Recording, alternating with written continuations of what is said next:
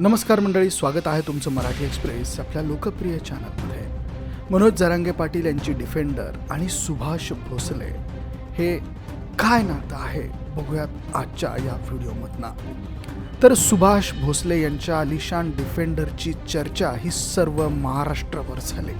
पण भोसले यांचा नेमका व्यवसाय काय, त्यांच्या ताफ्यात अजून किती गाड्या आहेत, कोणत्या गाड्या आहेत आणि ते जातीने मराठा असतील पण त्यांची खरी ओळख ही वेगळीच आहे.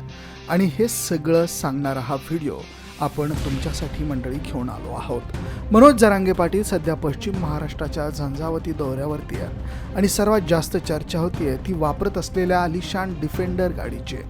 याबद्दल त्यांनी स्वतः खुलासा केला आहे. ही गाडी मला माझ्या एका समाज बांधवाने वापरायला दिल्याची माहिती त्यांनी दिली आणि ते मराठा समाज बांधव सुद्धा सुभाष भोसले हेच आहेत.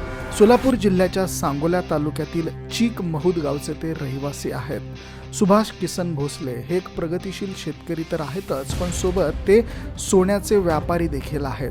महूद येथे प्रसिद्ध असलेले भोसले ज्वेलर्स हे त्यांच्याच मालकीचं आहे. याशिवाय त्यांची खरी ओळख म्हणजे ते कट्टर बाळासाहेबांचे शिवसैनिक आहेत. शेती व्यवसाय करत ते समाजकारण आणि राजकारण देखील तेवढ्या सक्रिय पद्धतीने करतात. साधारणतः 7-8 वर्षांपूर्वी ते युवा सेनेचे सांगोला तालुका प्रमुख झालेले होते. कोरोना काळात त्यांनी प्रत्यक्ष फील्डवर उतरून शंभूराज देसाई आणि शहाजी बापू या दोन्ही नेत्यांच्या मार्गदर्शनाखाली महूद या ठिकाणी उत्कृष्ट काम केल्याचं पाहायला मिळालं. त्यावेळी त्यांनी एक फोटो समाज माध्यमांवर टाकलेला होता की चांगल्या मार्गाने सुद्धा दहशत निर्माण करता येते असं त्या फोटोमागचं म्हणणं होतं. 2022मध्ये शिवसेनेत फूट पडल्यानंतर उद्धव ठाकरेंचं नेतृत्व त्यांनी स्वीकारलं. बाळासाहेब ठाकरेंच्या विचारांशी असलेली निष्ठा त्यांनी या ठिकाणी दाखवून दिली. आज ते एका डिफेंडर गाडीमुळे चर्चेत आले खरे, पण या आधीच त्यांनी सांगोल्यात अनेक प्रश्न मार्गी लावलेले आहेत. वेळप्रसंगी त्यांनी मराठा आंदोलक मनोज जरांगे यांच्या प्रमाणे ऊस उत्पादक शेतकऱ्यांसाठी उपोषण देखील केलेलं आहे. पंढरपूरमधील रोहित पवारांच्या आंदोलनात देखील ते सक्रियपणे सहभागी झाले होते. आणि अशा या कट्टर शिवसैनिकाने जुलै महिन्यात एक नवी कोरी 2 कोटीची डिफेंडर कार खरेदी केली होती, जी सध्या मनोज जरांगे पाटील यांना त्यांनी वापरण्यासाठी दिलेली आहे. आपल्या समाजातील नेता मागील काही वर्षापासून सातत्याने उपोषण आणि आंदोलन करतोय.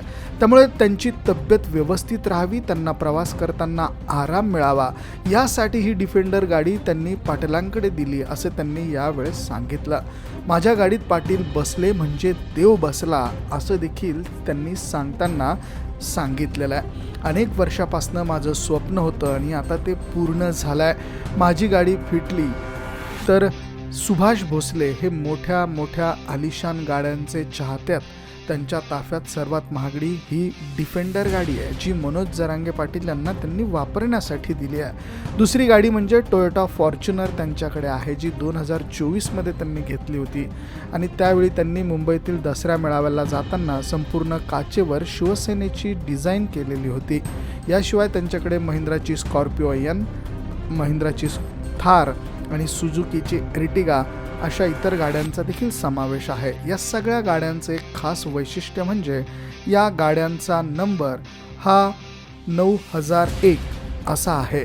एक कट्टर शिवसैनिक, शेतकरी, व्यावसायिक आणि राजकारणी असलेल्या सुभाष भोसले यांची ही स्टोरी आम्ही तुमच्यापर्यंत पोहोचवले. मंडळी, याबद्दल तुमचं मत काय, कमेंट करून अवश्य कळवा.